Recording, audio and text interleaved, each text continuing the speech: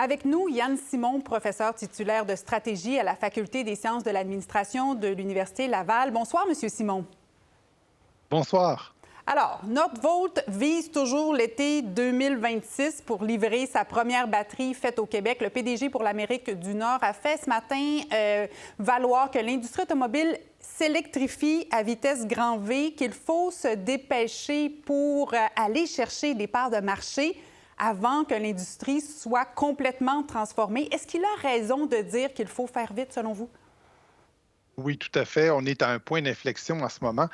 Et l'industrie automobile est évidemment une industrie qui est en pleine ébullition avec l'électrification, mais les autres activités là, qui touchent, par exemple, des batteries de type résidentiel, là, un peu comme les fameux Powerwall de Tesla ou les équivalents chez d'autres marques. Bref, la demande pour les batteries, mais surtout en automobile, est très, très importante ces temps-ci. Il faut bouger très, très vite. Donc, agilité, rapidité d'exécution ici sont les maîtres mots.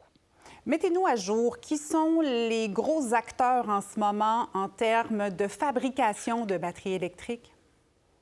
Ben, vous avez des très gros joueurs qui sont à l'œuvre. Pensez à la chinoise CATL, qui est un des leaders sur le marché, qui a une capitalisation boursière qui excède le 120 milliards de dollars, par exemple.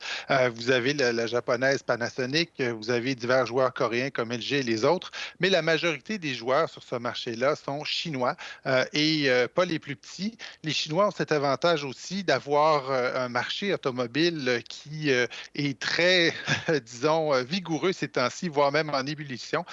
Et donc, la Chine, qui est le leader pour les véhicules électriques mondialement, qui est aussi le leader dans la fabrication de batteries et qui contrôle une bonne partie de la fabrication de cellules, des minéraux critiques et autres. Pour vous donner une idée de la concentration qu'il y a en ce moment dans l'industrie, pas que la concentration autour de la Chine, mais la concentration autour de quelques grands joueurs, eh bien, simplement pour les cellules, par exemple, il y a trois grands joueurs qui se partagent à peu près 75 du marché. Dans les autres étapes de la chaîne de valeur d'une batterie, on parle de trois joueurs qui peuvent représenter jusqu'à 45 du marché, de la production, pardon.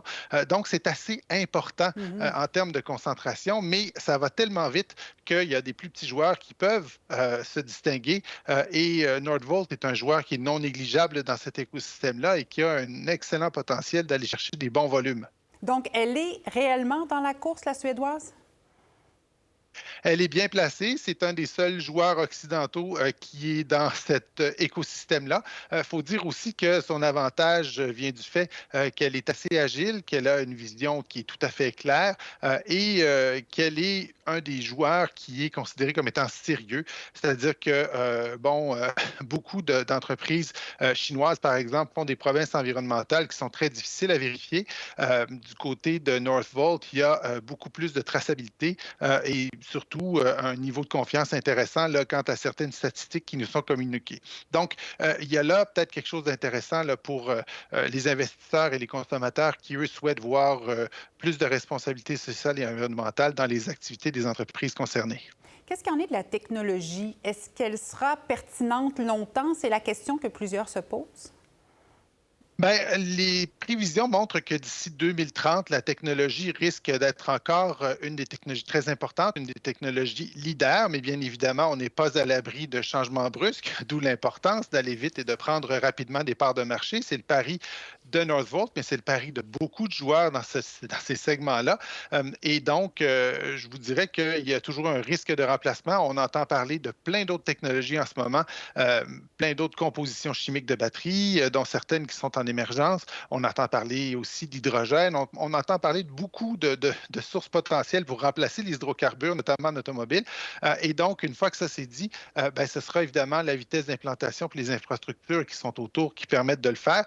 Dans ce cas-ci, le bassin de fournisseurs, la maturité de la technologie et le nombre de clients, donc usines et entreprises qui sont capables d'absorber ces batteries-là, c'est encore la technologie actuelle qui est en avant, mais ça pourrait changer dans les années à venir parce que on recherche encore une fois à diminuer l'empreinte environnementale, à être plus près des besoins des consommateurs. Et n'oubliez pas que le consommateur, bien qu'il exige une solution technique parfaite, dans ses besoins, n'a pas nécessairement besoin de la solution technique parfaite. Donc, il y a plusieurs technologies qui peuvent être moins intéressantes que l'actuelle, mais qui pourraient faire des percées aussi. Donc, c'est un marché, disons, qui est passionnant à suivre en ce moment. Dans le cas de Nordvolt, il y a quand même beaucoup de financement qui a été obtenu, beaucoup de pertes aussi, plus d'1 milliard pour les 9 premiers mois l'an dernier. Est-ce que l'entreprise est vraiment solide financièrement ou est-ce qu'elle prend de trop grosses bouchées, selon vous? Elle prend de grosses bouchées et ça semble faire partie de son plan d'affaires. Et donc, il faut s'attendre à voir des billes qui seront placées là, pour une croissance exponentielle dans les années à venir, à un pari très, très fort sur l'avenir. Et donc, ce pari-là se manifeste et semble payant parce que Nordvolt dit avoir plus de 50 milliards de dollars de commandes déjà de la part de joueurs établis dans le domaine automobile notamment.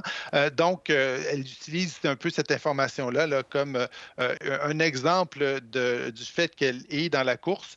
Et jusqu'ici, c'est tout à fait légitime de le faire. Maintenant, le futur le dira parce que les marchés sont très difficiles à pénétrer. En fait, le plus gros marché, c'est la Chine hein, pour l'automobile électrique. Et donc, pour pénétrer les chaînes d'approvisionnement chinoises, c'est tout un défi.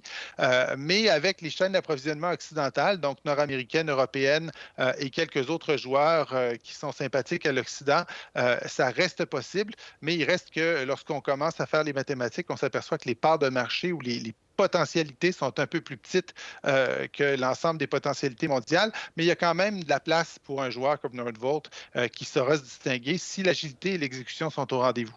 Merci beaucoup, M. Simon, d'avoir été avec nous ce soir. Ça m'a fait plaisir. Bonne soirée. Bonne soirée.